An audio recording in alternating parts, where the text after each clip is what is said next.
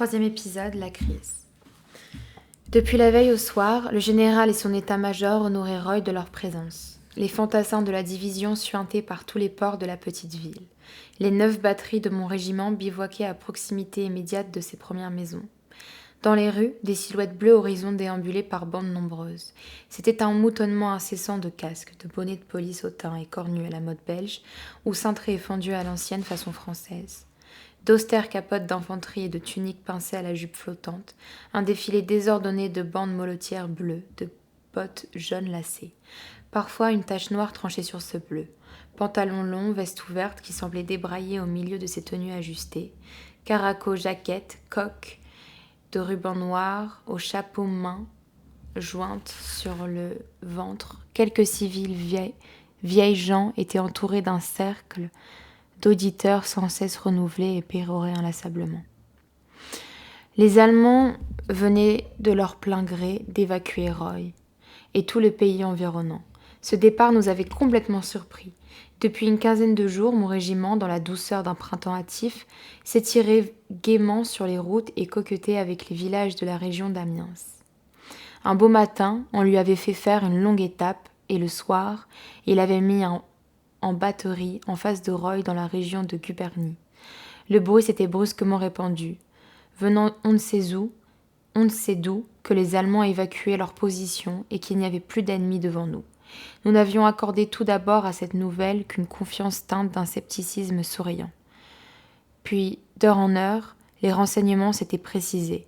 Une patrouille poussée dans les lignes allemandes les avait trouvés vides, et après des réglages hâtifs et imparfaits auxquels l'ennemi n'avait pas même daigné répondre, le surlendemain de notre arrivée, on nous avait fait attaquer. C'était le 16 mars 1917. Nous avions couvert notre infanterie dans sa progression d'un barrage nourri de projectiles. Puis nous étions montés à cheval et notre marche n'avait été qu'un long ébahissement. Dans une solitude presque absolue, sans voir vivant ni mort, sans entendre le moindre coup de fusil, nous avions traversé les lignes, nous frayant nous-mêmes un passage à travers le fil de fer et les tranchées. Vers midi, un ordre écrit nous était parvenu. Défense de tirer un seul coup de canon, et un tuyau de vive voix, nos fantassins sont dans Roy. À nos yeux s'offrit une vraie campagne ouverte avec des prés, des arbres, des routes, et devant nous, les toits des maisons de Roy perdus dans un fouillis de branches déjà bourgeonnantes. Nous étions partis en colonne sur une route, sans comprendre encore ce qui se passait. Et le soir, arrivés aux portes de la ville, nous avons bivouaqué dans les prés.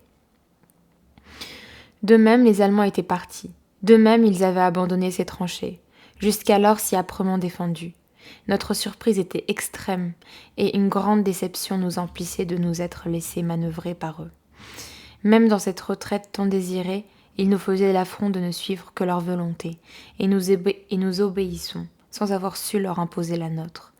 Les civils de Roy continuaient à monologuer au milieu de leur cercle empressé d'auditeurs.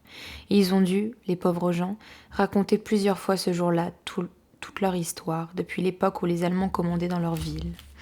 Ah, ils l'ont emporté, monsieur, tout ce qu'ils ont pu. Il suffisait de jeter un coup d'œil sur les portes des maisons dépouillées de leurs serrures pour vérifier l'exactitude de cette assertion. Il y a plus d'1 mois qu'ils préparaient leur départ. Tous les services d'arrière nous ont quittés peu à peu. Les derniers jours, ils ont emmené ici des habitants des villages voisins qu'il nous a fallu loger, puis ils ont réuni en groupe et envoyé là-bas les jeunes gens et les jeunes filles. Nous ne pouvons rester que les vieux ici. Le narrateur ne pleurait pas. Il semblait hébété par l'habitude et la crainte de la souffrance qu'il avait fait se replier sur lui-même en égoïsme apeuré.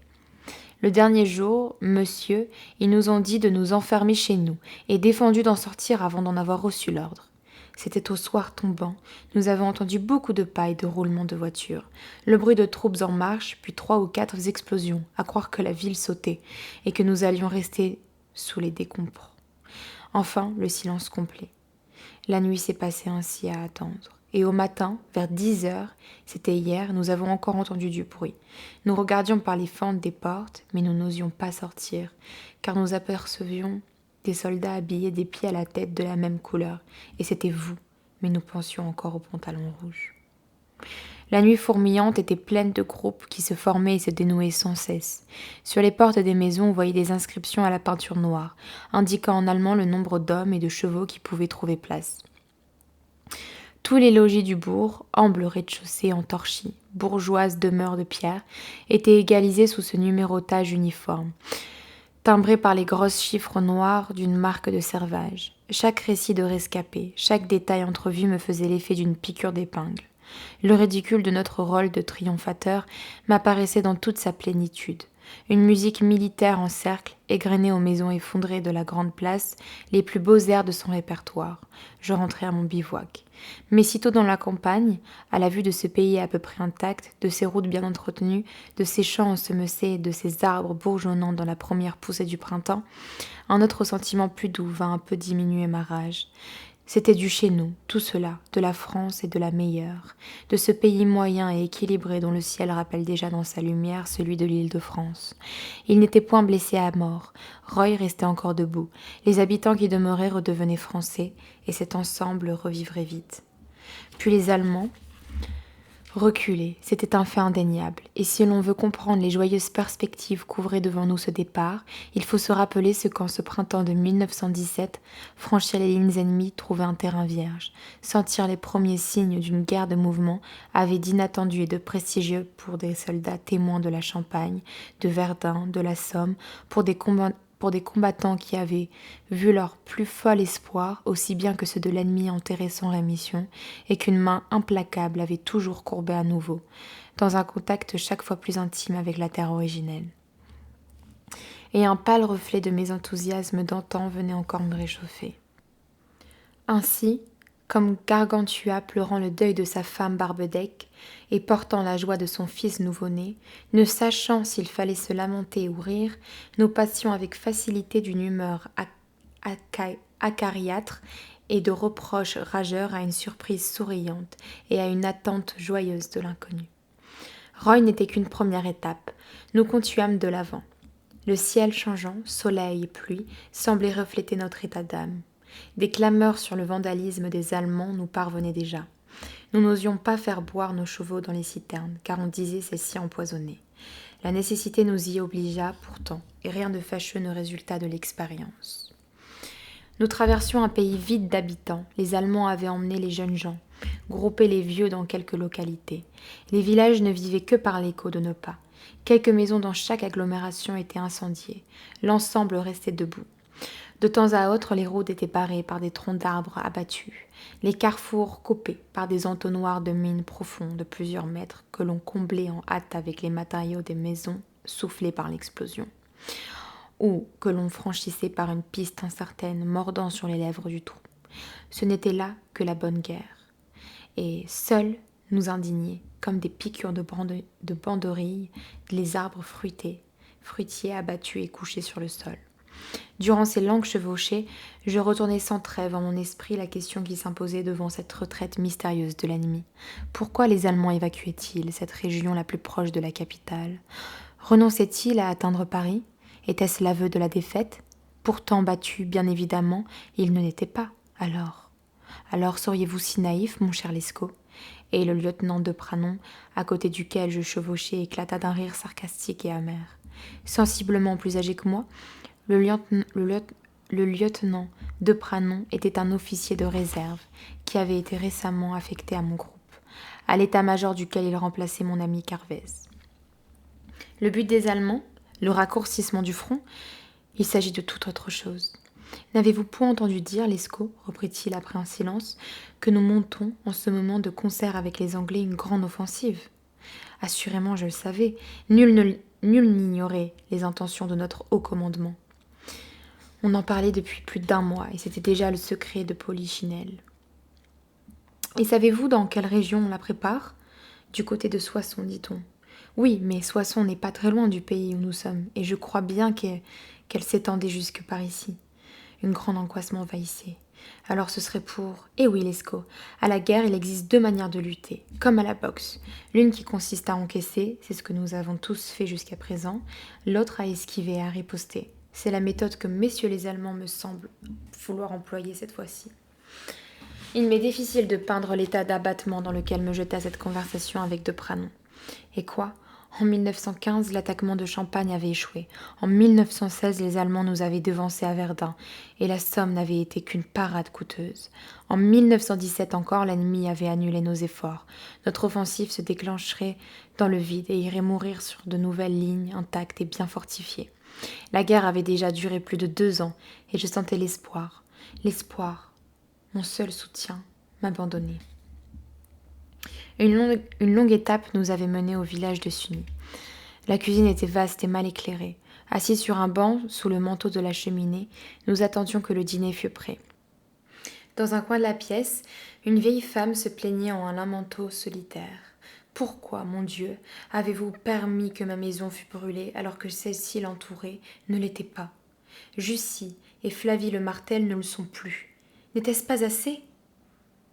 Et a-t-il fallu que la zone rouge englobât aussi ma demeure parce qu'elle était la première sur la route? Tout le reste du village est indemne, ainsi que le pays jusqu'à Roye.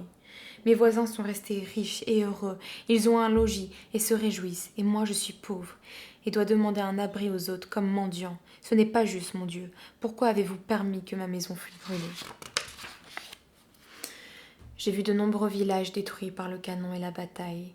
J'ai vu Tahur et Metzeral, Danlou et la ferme Hurtebise, Scholn et la Malmaison. Jamais je n'ai rien vu de plus atroce que Jussie et Flavie le Martel. De Roye à Sunny, nous avions constaté de nombreuses dévastations, mais c'est au départ de Sunny seulement que nous eûmes l'impression d'entrer dans une zone rouge. Les Allemands s'étaient livrés à une destruction systématique, complète et volontaire. Le sinistre était sans précédent dans ma mémoire. L'incendie et l'explosion, en frères et sœurs unis, avaient également contribué à le rendre formidable. Un village n'était pas plus signalé que par un vaste tas bossué, un paysage volcanique et accidentité, une suite de montagnes et de carrières formées de résidus de toutes sortes, pierres calcinées, bouts de bois, casseroles, débris de charrues noircis et tordus par l'incendie. De loin, cela ressemblait aux amas de chiffons et de détritus que les grandes villes rejettent dans les terrains vagues de leurs faubourgs. Mais la flamme n'eût pas été suffisante à produire un tel désastre. L'explosif, par son emploi, avait donné un résultat plus radical. Des rues entières étaient uniformément bordées de maisons effondrées sur elles-mêmes, comme des châteaux de cartes engloutis et nivelés dans un fourneau de mine disloqué par un pétard de dynamite. Qui a vu Flavie le Martel, immense et morne tas de cendres noircies parsemées de petites funéroles semblables à des serpents venimeux dominés par les pans de murs, les fenêtres béantes, les cheminées squelettiques de son hôpital brûlé?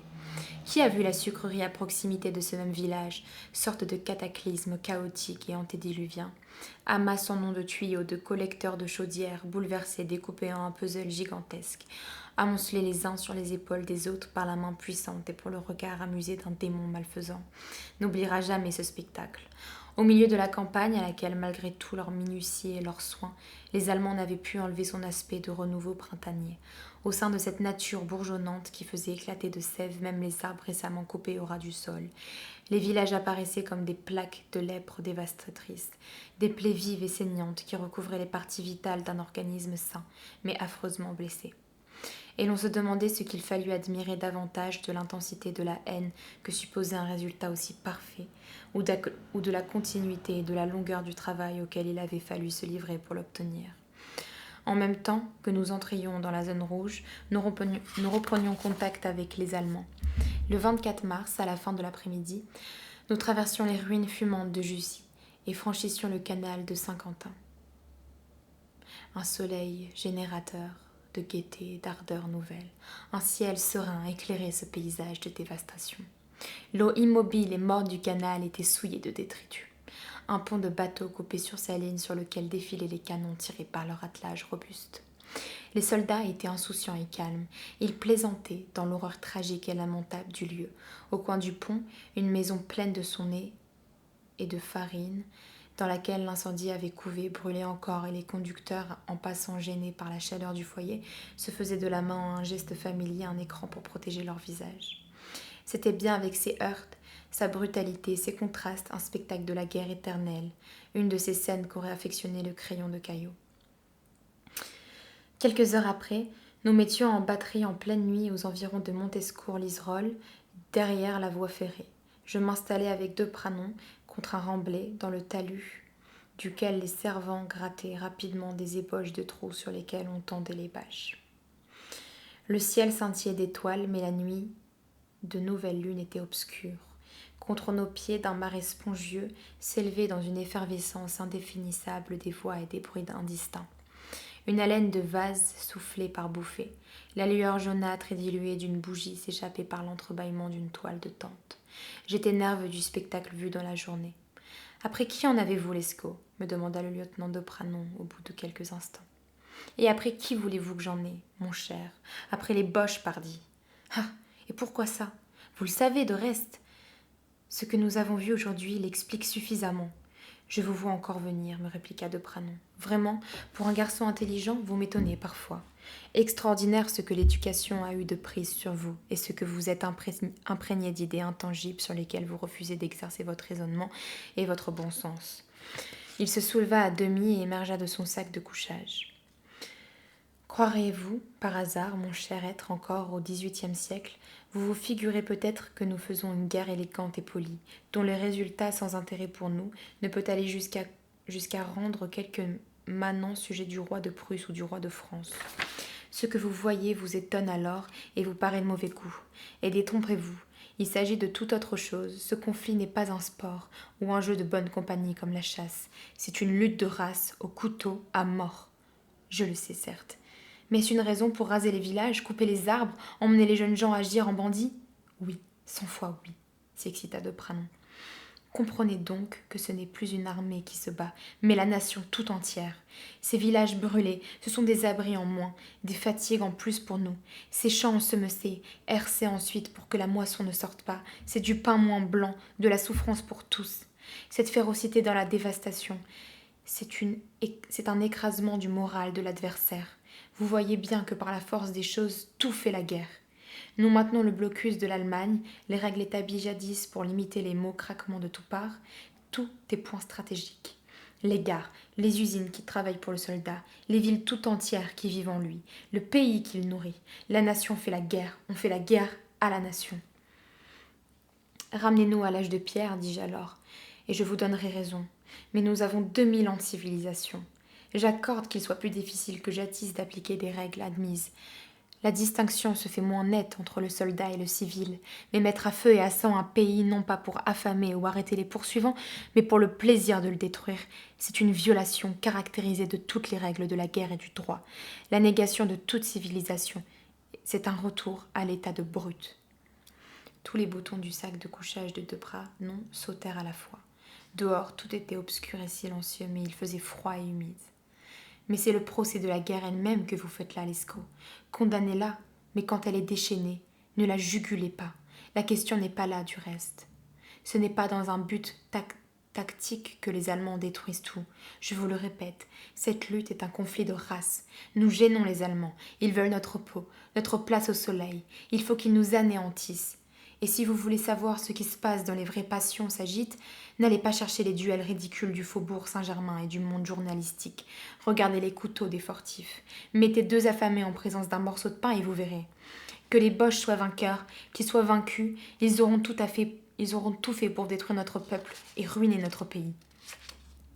De Pranon eut une imperceptible hésitation.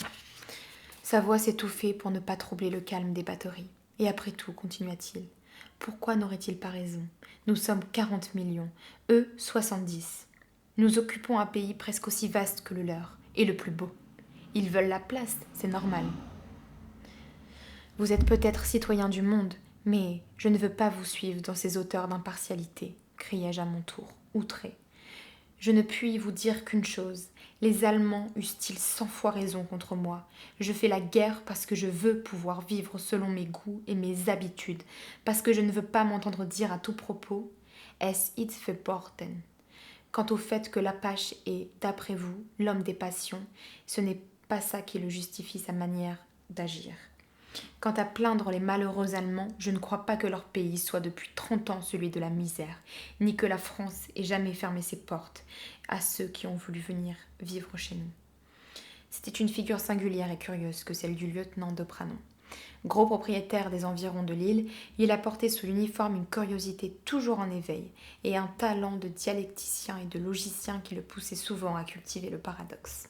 Il avait un sens aigu de la critique et n'adorait rien tant qu'une belle discussion, servi d'ailleurs par une intelligence supérieure, une grande promptitude d'esprit, une belle disposition pour la casuistique. Il était un rude jouteur. Mais de Pranon n'était pas seulement un pur esprit, il possédait un corps. Il aimait la vie large et élégante. L'homme primitif n'était pas son fait. Il trouvait du charme à la bonne chair et l'existence lui paraissait douce quand elle coulait dans un milieu intelligent et luxueux. C'est dire qu'il n'était pas guerrier et que la vie d'officier de troupe qu'il menait depuis peu de temps lui était, sans qu'il le laissât paraître, infiniment pénible. Aussi le corps prenait insensiblement chez lui les rênes du commandement. Vers la solution douce et plaisante, vers son calme, sa tranquillité, vers la paix, il conduisait de Pranon, mais en quelque sorte à l'insu du maître, qui resta toujours foncièrement honnête et d'entière bonne foi. Je venais dans une première discussion de voir une légère manifestation de ce caractère que je ne pouvais comprendre que peu à peu. Je devais en souffrir infiniment. Il était réservé à de Pranon, auquel je ne pouvais refuser la sympathie que l'on a pour un homme sincère, de me faire frissonner au souffle de l'ouragan qui allait secouer l'armée française et auquel il s'exposait avec délice, tout prêt à se laisser enlever par lui. Le recul des Allemands semblait terminé. Ils nous avaient attendus derrière le canal de Saint-Quentin et avaient rétrogradé lentement devant nous, jusqu'à leur fameuse ligne Hinderbourg, préparée d'avance et distante de quelques kilomètres. Dès les premiers jours d'avril, ils y étaient définitivement installés et retranchés derrière leurs fils de fer sereinement. Ils nous regardaient, tâtonnaient et hésitaient. Ces quelques journées d'approche qui occupèrent toute la fin du mois de mars et durèrent jusque vers le 4 ou 5 avril furent pour nous très pénibles. Le temps était épouvantable, des averses de pluie, de neige, de grêle détrempaient sans cesse le terrain. Que de rares apparitions de soleil n'arrivaient point à sécher.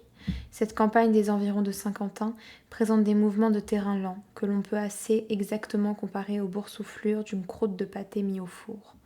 En temps ordinaire, elle doit être assez fertile, mais pour nous, elle était nue et hostile, avec de ci de là des groupes d'arbres rares et touffus. Nous nous traînions sur ce sol, d'une allure incertaine, ne restant jamais plus qu'un jour ou deux à la même position de batterie, tirant sur des objectifs fugitifs et imprécis. Notre avance quotidienne, au lieu de s'évaluer par longues étapes, ne se chiffrait plus que par centaines de mètres. Nous flairions la proximité de la ligne fortifiée allemande, et ce pays, sans intimité ou ondulation vaste et sournoise, nous désemparait. Transis que nous étions par la brise et la neige, il nous semblait être tout nus dans cette campagne rase et sans abri. Nous sentions un ennemi invisible qui nous observait et attendait que nous fussions à bonne portée de ses retranchements. L'esprit de la victoire n'était pas en nous. Le 2 avril pourtant, des hauteurs du Grand Saurecourt, nous apercevions la cathédrale de Saint-Quentin et quelques jours après, nous arrivions au contact des fils de fer de la ligne de Édimbourg. Contrairement à notre attente, l'activité de l'artillerie allemande resta très modérée et nous pûmes nous installer facilement dans nos nouvelles positions. Un vallonnement à côté du village détruit de Sérisy fut notre lieu d'élection. Notre commandement, qui n'avait point voulu croire au départ des Allemands, ne crut pas davantage à la solidité de leur nouveau front. Il fut question pendant quelques jours d'enlever à la légère cette ligne admirablement tracée et fortifiée. Il fallut néanmoins se rendre à l'évidence et renoncer à ce projet insensé. Et nous attendîmes assez paisiblement le déclenchement de la grande offensive. Car on recommençait à parler de cette fameuse attaque. C'était le sujet de toutes les conversations et l'on s'étonnait chaque jour de ne rien avoir au communiqué. Le lieutenant de Pranon avait des intimités nombreuses dans plusieurs grands états-majors. Il recevait fréquemment des lettres qui le renseignaient de façon précise. Les Allemands n'avaient pas bougé dans la région de Soissons et du chemin des Dames, et comme c'était là le point où devait se porter le principal effort, l'offensive demeurait prévue partout où elle était encore possible, malgré le recul ennemi qui avait diminué le secteur d'attaque de toute la partie du front où nous nous trouvions. Nos premières craintes étaient donc vaines. Les Allemands n'avaient point refusé partout la bataille. De Pranon, qui voyait dans la réussite de l'offensive la fin de la guerre et le retour de chacun chez soi, ne tarissait pas sur les espoirs illimités qui s'offraient à nous, sur les perspectives triomphantes qui s'ouvraient. Il me communiquait sans lassitude tous les renseignements qu'il possédait sur la tactique que l'on devait employer. La guerre ne peut pas durer plus longtemps. Lescaut. et il en finit.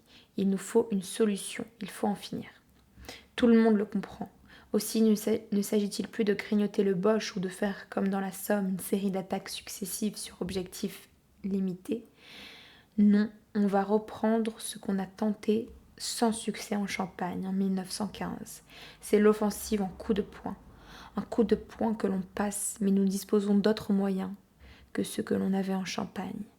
Et il me racontait complaisamment les pièces de 400 braquets sur Brémont, et la concentration formidable d'artillerie et le développement du front d'attaque. Il m'expliquait les ambulances poussées presque sur la ligne de feu, en prévision de l'avance foudroyante. Il me parlait mangin, et me déclamait une soi-disant proclamation du général. L'aurore du 2e jour doit voir nos troupes dans la citadelle de Laon, et notre cavalerie galopant dans les plaines au nord de la ville. Et il me dévoilait les cartes ou les points de direction. Les zones d'avance des divisions étaient tracées sur 50 km de profondeur. Certes, l'exploitation du succès était bien prévue. Par exemple, ajoutait de Pranon, le début sera dur, d'après ce qu'on m'écrit. Le terrain d'attaque est d'un abord impressionnant. Il y a, paraît-il, des endroits au nord de Soissons où les gros pourraient partir à l'assaut, seront obligés de monter des pentes presque à pic. Attaque ultime, exploitation du succès, fin de la guerre, je me laissai bercer par ces paroles dorées. Le 16 avril, je ne sais pour quelle cause, nous n'eûmes pas connaissance du communiqué, nous ne sûmes rien. Le 17 avril, nous reçûmes les journaux comme à l'ordinaire vers midi. De Pranon en ouvrit un. Je le vis pâlir. Il murmura « fichu » et il me montra l'entête. Grande offensive française sur le front Soissons, chemin des Dames. Nous occupons toute la première ligne allemande, 12 000 prisonniers. Je voulus protester contre cette exclamation et il me coupa de suite. Non, c'est raté, vous dis-je. C'est un coup de poing qu'on voulait donner. Ce n'est pas 12 000 prisonniers qu'on devait faire le premier jour, c'est 100 000 si l'on avait réussi. Pas un canon, pas un village. Nous avons dû entrer dans toutes les premières tranchées allemandes et c'est tout. C'est raté, raté, raté. L'aurore du 2e jour doit voir notre cavalerie galoper dans les plaines au nord de Laon. Le ciel s'était assombri, la terre se dérobait. Tout était fade et morne. Une lassitude infinie m'accablait. Plus rien ne présentait d'intérêt. Je ne lisais plus les communiqués ni les journaux. C'était pour se renforcer sur le chemin des Dames que les Allemands avaient décampé devant nous. L'offensive était fichue. De Pranon marmonnait. C'est fini, il faut arrêter, faire la paix. Plus que jamais, je me sentais nue et seule dans cette campagne rasée et inhospitalière. Nous restâmes jusqu'à la fin du mois, inactifs sur notre même position. Puis en 2 étapes, on nous envoya à Soissons et aussi le 2 mai, nous montions remettre en batterie au-dessus de Condé-sur-Aisne, à côté du fort du même nom.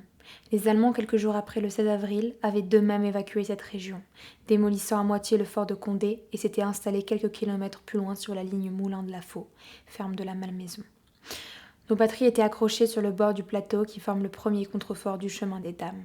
La pente d'arrière nous était abrupte et, en nous retournant, nous apercevions à nos pieds en contrebas, de plus de 100 mètres, l'Aisne qui coulait doucement et dont les bras serpentants au milieu de petites îles réunissaient par une longue chaîne miroitante des villages tachés d'un blanc éclatant. Condé, Celles-sur-Aisne.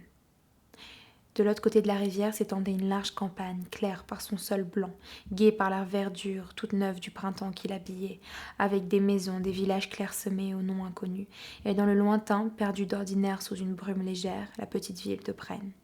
Ces premiers jours d'un printemps ensoleillé me plongeaient dans un torpeur animal et vide de pensée. Ce spectacle éblouissant m'aurait réconforté peu à peu, mais de Pranon était là pour m'en empêcher, et m'empêcher de dormir dans cette douce quiétude. En lui, tout espoir, toute énergie avait disparu. Une pensée régnait en maîtresse dans son esprit tourmenté. Que faisons-nous? Qu'espérons-nous? Quel est notre but? Lescaut, il n'y en a qu'un de raisonnable. Il faut avoir le courage de le dire. Il faut faire la paix, et le plus tôt possible. Enfin, regardons les choses en face. L'offensive est ratée. Vous ne vouliez pas me croire au début, mais maintenant, nul ne songe à le contester. C'est un échec complet.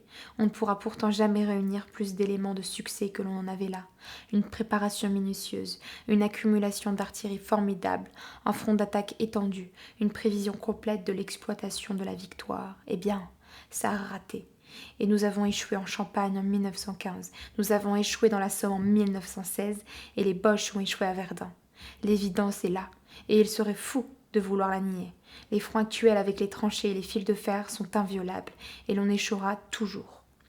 Il s'arrêta un moment, l'œil fixe, regardant sans voir le magnifique panorama étalé à nos pieds. Puis il reprenait. « Il faut faire la paix.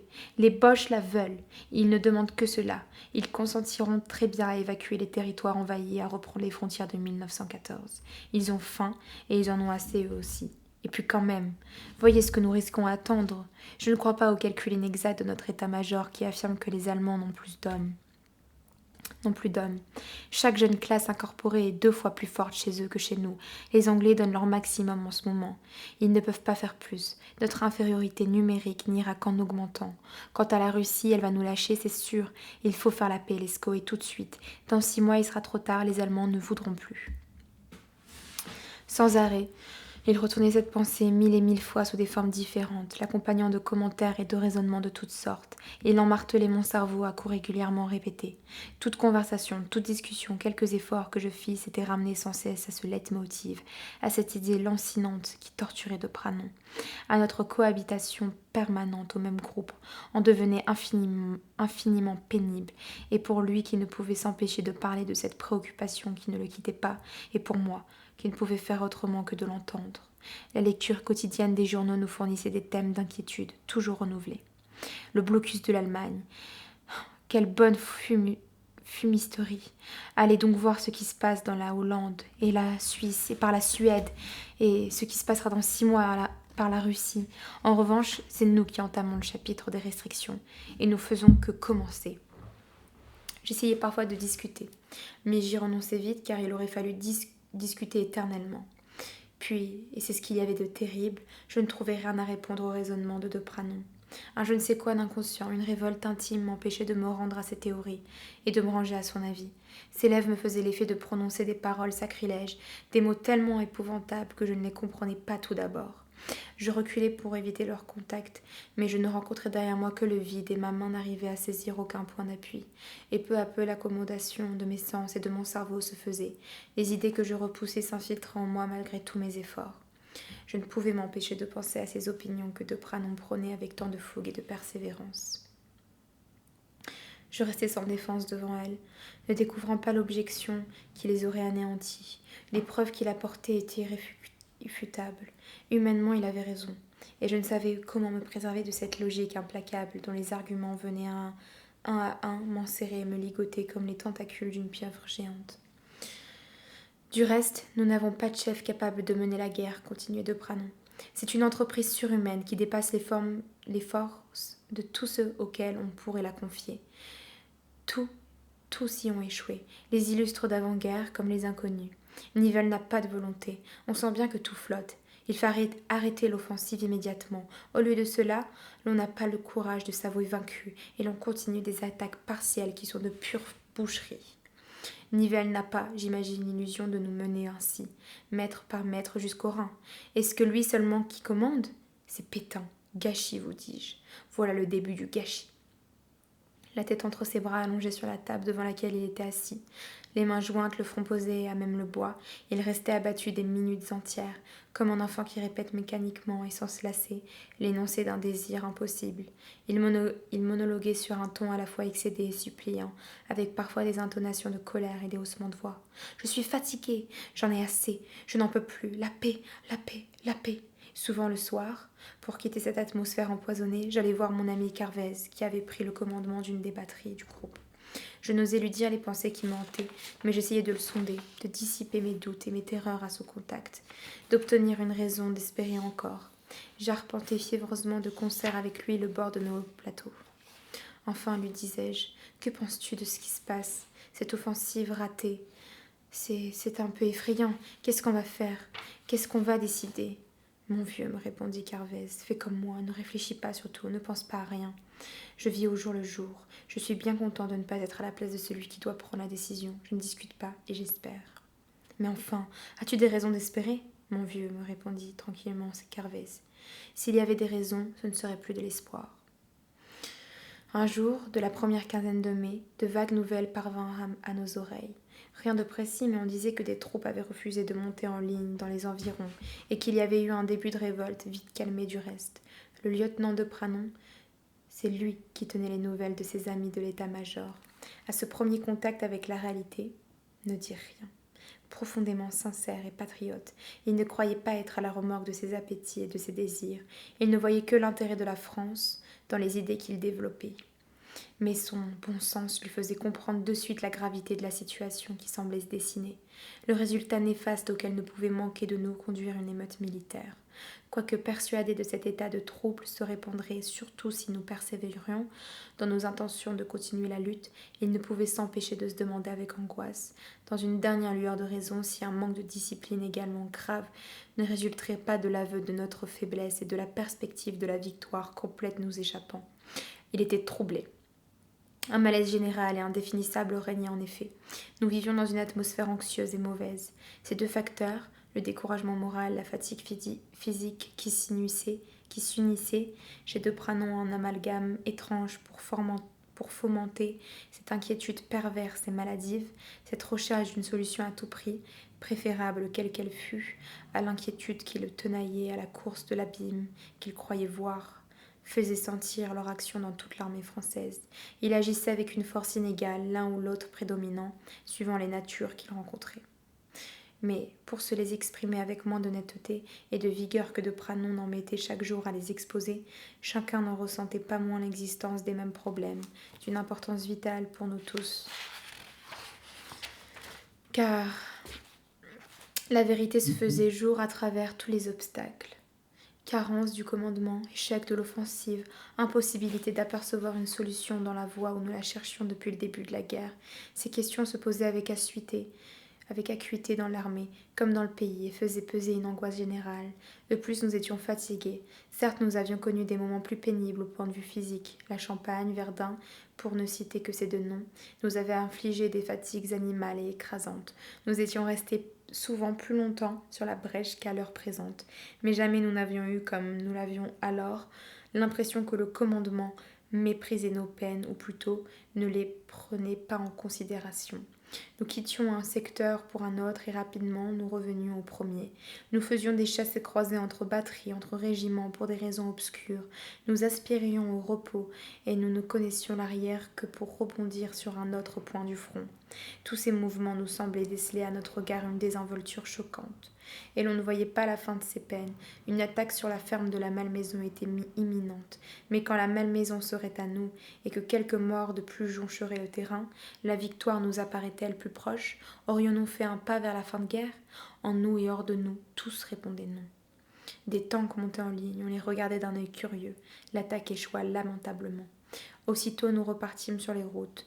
Le bruit courait d'un grand repos. Les permissions répandraient le repos, et ce fut l'arrêt à Blanzy-les-Fismes, dans un vaste camp peu après vide, mais dénué et rendu aride par le passage de toutes les troupes de l'offensive déchue. Ce fut le 18 mai, l'Éternel mis en batterie face à la ferme Hurtebise et au plateau de Craonne, où Napoléon avait livré la bataille. Cet endroit est peut-être celui où le chemin des dames apparaît sous son aspect le plus caractéristique, semblable à une énorme et saillante nervure, découpée dans un bloc d'acier par un puissant travail de forge. Le chemin des dames est un plateau haut et étroit, des deux côtés duquel la terre, travaillée par deux gigantesques coups de pilon, a été défoncée. Les pentes sont abruptes, presque verticales, les bords du plateau coupés à angle droit. Ils pointent parfois sur une des excavation géante qu'est la campagne environnante. Un éperon inattendu, où s'étalant largement, il s'incline et se fait d'un abord moins écrasant pour les gens de la plaine. Sous le soleil qui devenait plus chaud, nos pièces perdues dans les bois regardaient la ligne ocre et noire que découpait sur le ciel d'un bleu plus foncé la légère bande du sommet du plateau. Assombri par les entonnoirs profonds et jointifs, ombré par la teinte grise des longs raies de fil de fer abandonnés, lors de l'attaque d'avril, nous avions enlevé les pentes sud et le sommet. L'Allemand s'était accroché sur les pentes nord. La douceur du printemps n'était plus. L'énervement de l'été pesait sur nous. Les bruits de révolte se faisaient plus proches et plus précis. Le 21e corps, disait-on, nos artilleurs étaient toujours aussi corrects envers nous, mais ils étaient préoccupés. Ils restaient de longues heures accroupis contre leurs pièces ou assis par terre, le dos appuyé à un tronc d'arbre, muets et rêveurs. Les yeux perdus, et ils semblaient suivre le fil de considérations nouvelles, remuer des pensées étranges et gênantes, qu'il éprouvait de la peine à se communiquer entre eux. cherchait à des problèmes des solutions qu'il ne trouvait pas. Une véritable malaria montait du sol. Ce paysage témoin de tant d'efforts inutiles nous enfermait dans un cercle de tristesse. Le soleil projetait une lumière ardente et sombre. Je n'aimais pas traverser les campements d'infanterie, en deuxième et troisième ligne. Il y fallait fermer les oreilles pour ne pas entendre de mots malsonnants. De Pranon traçait toujours son sillon dans la même direction. Logique jusqu'au bout, il ne reculait pas devant les conséquences extrêmes, mais comme si au fond de lui-même une voix instinctive lui avertit qu'il faisait fausse route. Il éprouvait le besoin de se convaincre en répétant ses raisonnements 1000 et 1000 fois. Je le vois encore vautrer sur un journal étendu grand ouvert sur la table et monologuant des journées entières par phrases hachées et entrecoupées de longs silences. Stockholm, Stockholm, on n'en sortira que par là. Le gouvernement est prisonnier de ses préjugés. Il n'osera jamais avouer qu'il s'est trompé. Il préfère aller jusqu'au fond du précipice et à consommer la ruine. Il a raison du reste, à son point de vue. Ceux qui y sont se rendent bien compte que le jour où l'on saura qu'ils ont fait la guerre et qu'ils l'ont perdue, ils y laisseront leur tête. Seulement dans ces cas-là, ce n'est pas au gouvernement qu'il faut se rallier, c'est au bon sens. Et grâce à Dieu, c'est ce qui nous arrive. Les socialistes iront à Stockholm et nous n'en finirons que par là. Qu'est-ce que vous dites, Lescaut? L'appel à la révolution? Quiconque en temps de guerre agit en dehors du gouvernement trahi. Mais vous oubliez donc que la Constitution du 93 inscrivait comme le plus sacré des droits le droit à l'insurrection en face du pouvoir dévoyé. Gambetta était donc un traître qui avait fait une révolution devant l'ennemi.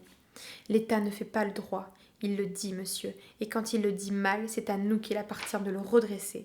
Oh, je sais qu'il est facile de tourner en dérision, ou de rendre monstrueux le rôle de ceux qui se dressent ainsi en face de l'État.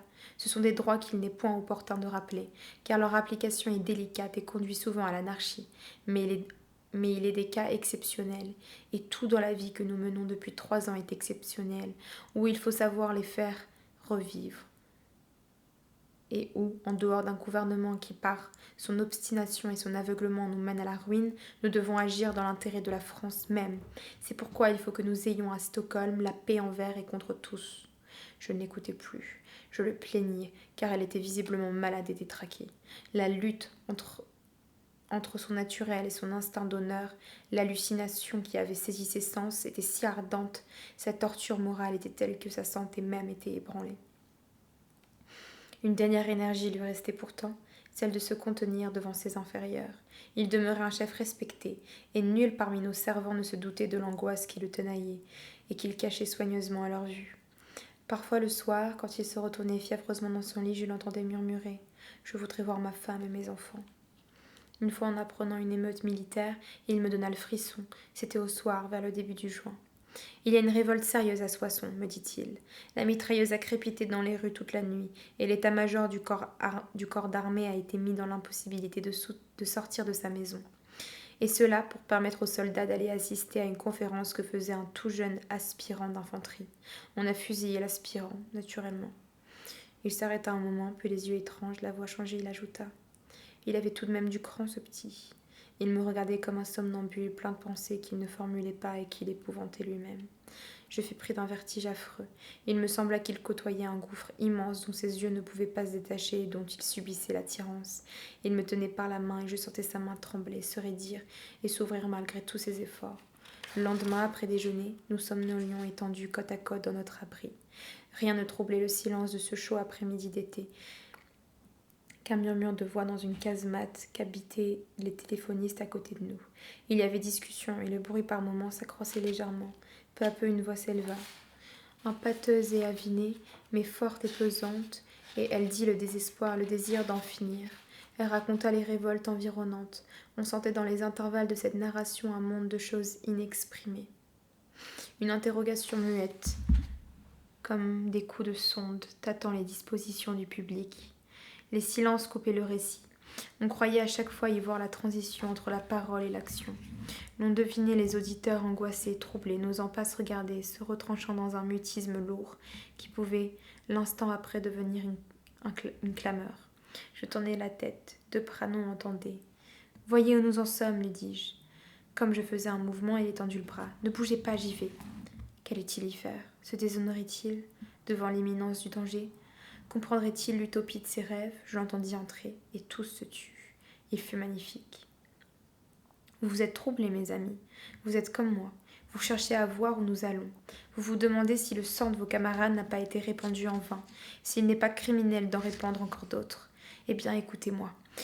Quand on est pris comme nous le sommes en ce moment, dans un tremblement de terre qui semble tout détruire et que le sol se dérobe sous nos pas, il ne faut point rester. Il faut chercher un terrain plus stable et plus solide, et c'est dans le souvenir de notre départ en guerre que nous le trouverons.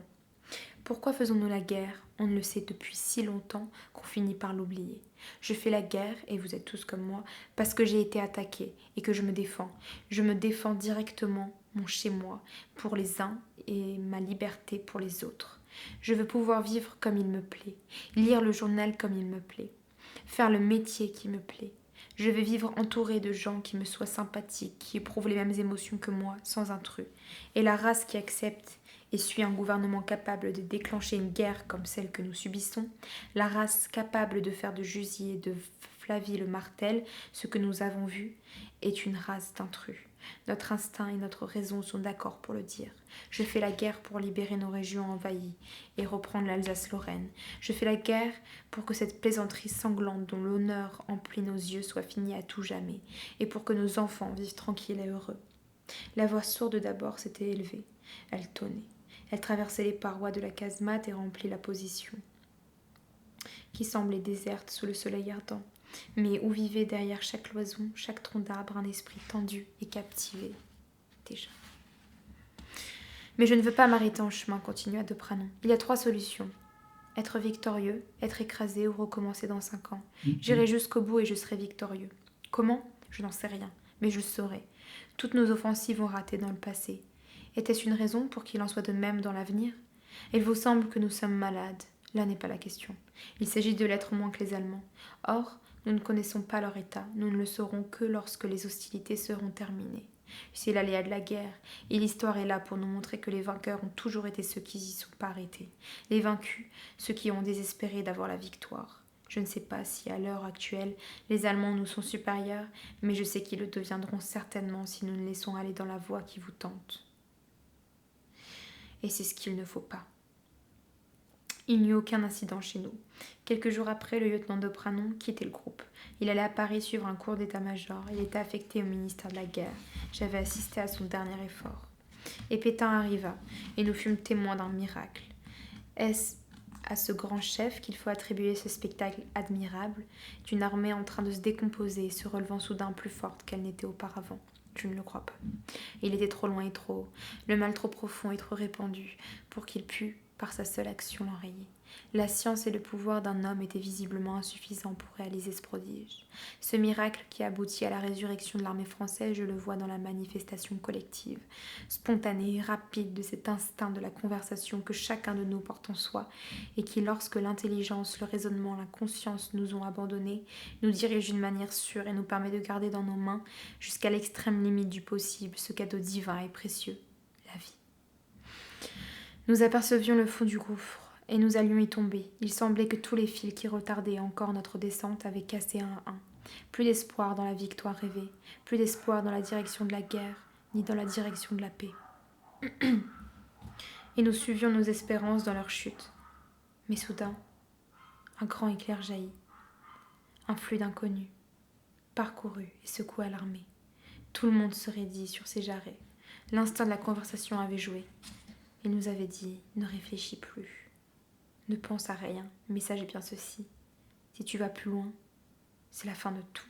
C'est la mort. » Et l'on remonta la pente, comme un camion-auto qui démarre lentement de toute sa force et qui s'agrippe au sol, puis qui peu à peu prend de la vitesse et finit par marcher à une allure aisée. Notre guérison lente au début s'accéléra rapidement. Nous étions devenus semblables à des enfants. Nous étions fatigués et effrayés d'avoir tant réfléchi, sonder des problèmes si ardus, soulever des questions si complexes. Nous ne demandions qu'à fermer les yeux et à nous laisser conduire sans même nous inquiéter de la route suivie, heureux et soulagés de pouvoir faire confiance au guide. Mais celui-ci, dès l'abord, nous avions deviné qu'il était digne. Il ne nous avait pas sauvés, mais il nous soignait avec une légèreté et une sûreté de main sans pareille. Cette compréhension suprême de l'âme du soldat français, aucun autre chef ne m'a donné l'impression de l'avoir au même degré que Pétain. Et c'est là, à mon avis, le plus beau titre de gloire que l'on puisse lui décerner. Nous ne sûmes pas quand reviendrait la quand reviendrait la fin de la guerre, de quelle manière se produirait la victoire, si la paix était proche ou lointaine. Pétain ne nous le dit pas. Il ne nous berça pas d'illusions trompeuses. Mais nous ne le demandions plus.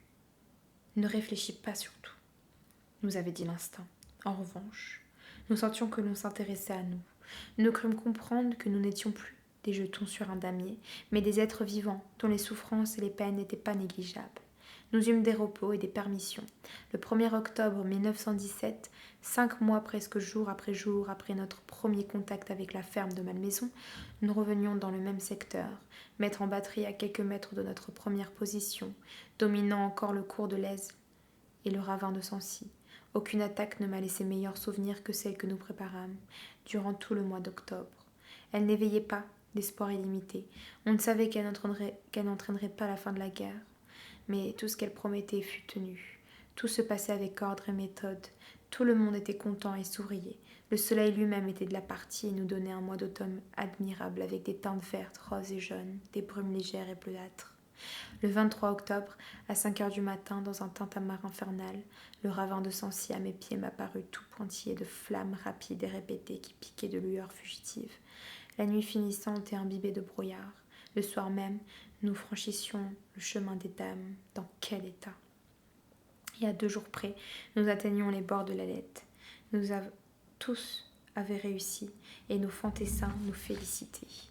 À quelque temps de là, allant en permission, je traversai Paris. J'y rencontrai le lieutenant de Pranon. Il fut ravi de me voir et m'invita à déjeuner. Il était très satisfait de son nouveau poste, et il me parla plus de Stockholm et me dit « Heureusement que nous n'avons jamais désespéré, car voyez-vous, Lescaut, sur le bon exemple et la discipline, 3 petits points, il était toujours sincère. »